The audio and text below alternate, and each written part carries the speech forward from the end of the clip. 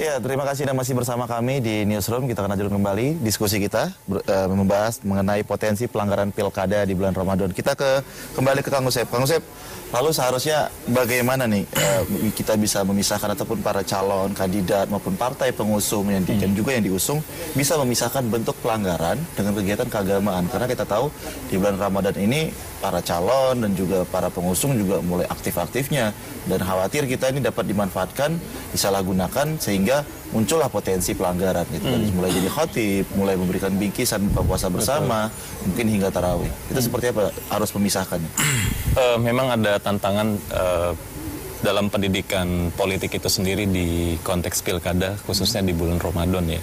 Dan pendidikan politik ini sebetulnya pihaknya banyak, bukan hanya KPU saja yang menyelenggarakan pilkada, bukan hanya pengawas pemilu saja yang melangsungkan pengawasan partisipatif, tapi juga ada pemerintahan daerah dan Kemendagri, juga partai politik yang mengusung pasangan calon, tim sukses pasangan calon itu sendiri, dan juga pegiat di masyarakat sipil, baik itu bisa dikoordinir dengan tokoh masyarakat maupun tokoh agama dengan organisasi agamanya. Sebetulnya ketika ada regulasi yang belum cukup untuk kemudian menilai suatu pelanggaran yang biasa digunakan untuk meyakinkan pemilih, yang dipahami oleh masyarakat itu kampanye, tapi menurut regulasi bukan kampanye.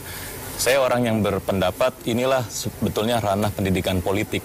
Ketika masyarakatnya tahu bahwa ini tidak pantas dilakukan di tempat ibadah, karena harusnya tempat ibadah, aktivitas ibadah itu sakral, jangan ada kemudian diintervensi kepentingan politik. Misalnya masyarakat di suatu tempat ibadah punya pemaknaan itu, saya pikir tinggal dikritik, dikoreksi saja gitu. Kemudian itu Dewan Kerja Masjidnya bisa mengevaluasi, baiknya khotib yang itu jangan dipilih lagi, atau kemudian aktivitas yang tadi dilakukan karena banyak diprotes oleh masyarakat tidak dilakukan lagi gitu. Dibanding kemudian harus semuanya ditarik ke sebuah bentuk pelaporan hukum yang harapannya ditindak pidana gitu. Saya lebih berharap kekosongan hukum dari ekspektasi masyarakat ini diisi dengan pendidikan politik, dan itu tadi pihaknya banyak sebetulnya, bukan hanya KPU saja gitu. Tapi kalau kita melihat juga ada beberapa ataupun salah satu pasangan calon yang ketika dia menjadi khotib, dia langsung beralasan bahwa ini merupakan permintaan masyarakat, sampai dia akhirnya dengan senang hati memenuhi permintaan masyarakat untuk mengisi misalnya tausiah di sholat tarawih misalnya. Ini seperti apa yang harus masyarakat sikapin gitu?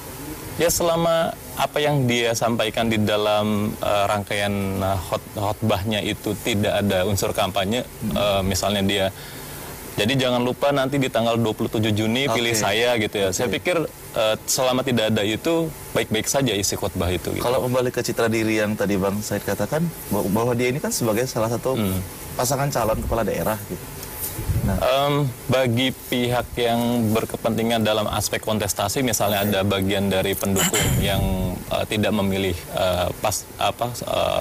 calon yang lagi berkhotbah, ya tinggal kemudian nyatakan keberatannya saja. Ketika itu dirasa tidak adil protesnya, itu bisa ditindak laporan ke Bawaslu daerah gitu. Baik, berarti kamu kesimpulannya yang penting tidak ada ajakan dari si pasangan calon tadi ini ketika menjadi khotib ya? Iya, penyampaian visi misi juga, penyampaian visi misi, program atau ajakan begitu. Baik, Bang Said, bagaimana Bang Said menanggapi dan bagaimana bisa memisahkan nih seperti yang disampaikan tadi? Itulah tadi, makanya saya bilang, jadi citra diri ini sangat subjektif karena nggak jelas ukurannya. Nggak jelas ukurannya. Siapa yang bisa memproses pelanggaran kampanye? Kan pengawas. Ya kan? Batasan atau pengertian tentang kampanye tadi yang mengatur pengawas dari struktur KPU atau Bawaslu, kan dari KPU. Tapi yang mengawasinya Bawaslu kan. Bawaslu ikut saja kata peraturan KPU ini termasuk citra diri, ya dia ikutlah itu. Maka setiap kali ada kegiatan yang dia kualifikasikan sebagai citra diri calon, maka atas subjektif si pengawasnya itu sendiri, dia bisa melakukan satu tindakan dalam rangka pelaksanaan fungsi pengawasan dia gitu. Nah, susahnya kan sekarang begini. Tadi misalnya disebut ada orang jadi khotib gitu. Ada calon. Oke. Calon ini lulusan Gontor. Iya. Dia lama mengabdi dan sebagainya. Balik ke daerahnya jadi calon. Iya. Ya kan? Memang ilmu keagamaannya nggak diragukan. Oke. Jadilah dia kemudian diminta jadi khotib.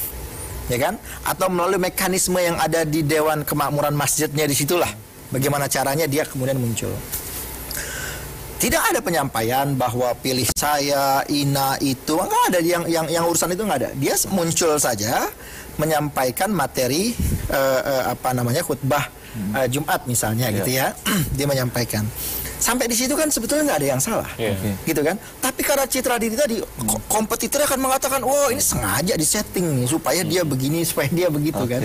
Ya ini kan dari orang-orang yang nggak mampu. Kalau dia punya kemampuan yang sama kan dia bisa jadi khotib di tempat yang lain gitu loh. Karena dia nggak mampu, dia sirik, dia iri, ya dia persoalkanlah orang ini. Misalnya begitu.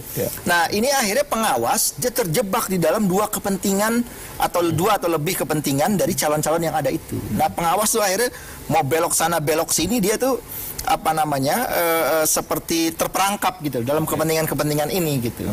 Karena kita harus mengerti bahwa pengawas di level bawah itu kan beda dengan di level nasional begitu ya, yang sudah punya ukuran-ukuran tertentu lah dalam melakukan penindakan dan sebagainya. Kalau di bawah itu kan enggak gitu.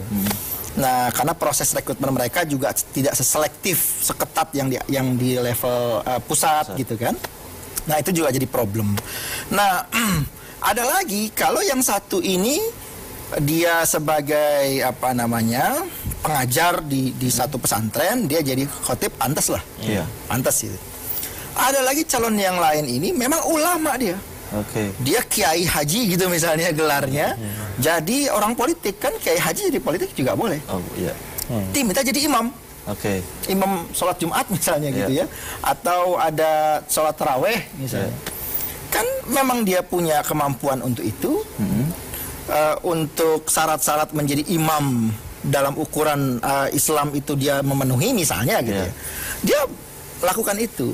Ya itu tinggal pilihan saja. Orang yang merasa memang hatinya itu sudah dirasuki pikiran-pikiran politik yang justru dia sendiri nggak sadar itu kotor gitu ya. Karena bawaannya benci aja, bawaannya ini ya gitu ya.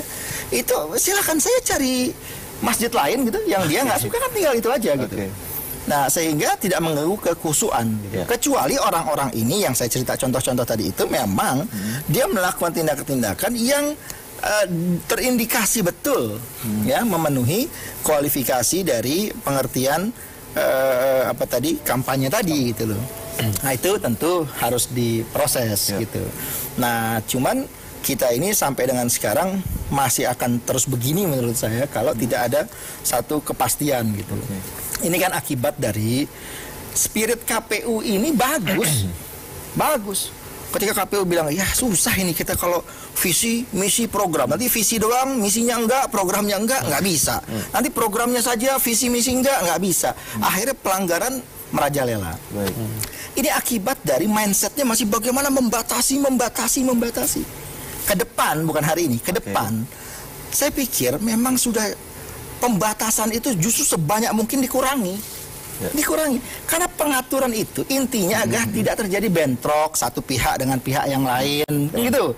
Tidak ada kegiatan-kegiatan yang merusak demokrasi, politik uang dan sebagainya ya kan. Nah, hal-hal yang itu saja menurut saya yang harus menjadi pakem gitu. Sehingga tidak perlu dibatasi, begini dibatasi, begitu dibatasi. Anda tahu nggak pemilu ini sekarang? Peserta pemilunya sudah ada, tapi kampanyenya belum boleh. Ya. Coba, tidak ada kurun waktu. Nggak habis pikir saya itu, bagaimana orang sudah menjadi peserta pemilu. Apa orang yang lakukan ketika dia menjadi peserta pemilu, partai politik menjadi peserta pemilu, yang dia lakukan adalah bagaimana dia memperkenalkan dirinya. Hari itu dia dinyatakan menjadi peserta pemilu, dapat nomor urut, hari itu pula atau paling nggak besoknya dia harus bisa tuh mestinya. Yang boleh cuma sosialisasi kan? Ya, sosialisasi. Berdebat lagi kita. Sosialisasi ini apa? Visi saja, misi saja, program saja, atau apa saja? Atau pengenalan saja. Berdebat, nggak karuan kita gitu. Jadi kita terlalu semangat mungkin gitu. Mungkin semangat yang baik mungkin awalnya gitu. Semangat ingin membatasi ini. Wah, kalau dia begini begitu, kita batasi begini, kita batasi begitu. Itu menurut saya sudah lari jauh dari prinsip-prinsip kedaulatan rakyat gitu. Ya, Bang Said. Dan kita akan kembali lanjutkan diskusi kita mengenai potensi pelanggaran di bulan Ramadan. Tetaplah bersama kami di Newsroom.